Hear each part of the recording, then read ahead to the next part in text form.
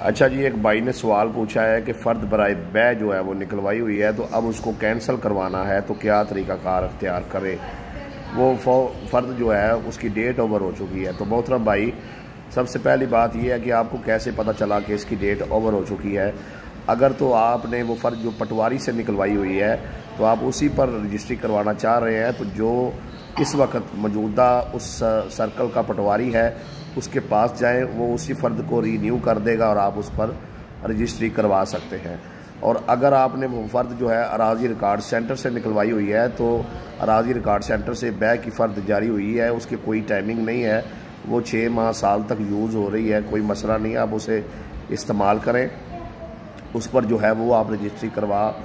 سکتے ہیں۔ لیکن اس کے باوجود اگر آپ کوئی لین دین کا معاہدہ کر رہے تھے اور اگر اب آپ جگہ جو ہے رجسٹری نہیں کر کے دینا چاہ رہے، جس بندے نے وہ فرد نکلوائی ہوئی ہے، تو وہ اگر پٹواری سے نکلوائی ہے تو اس کے پاس جا کر فرد لے جائے اور کینسل کروا لے۔ اراضی ریکارڈ سینٹر سے لی ہوئی ہے تو وہاں پر جا کر جو ہے اس فرد کو کینسل کروا لے، فرد کینسل ہو جائے گی۔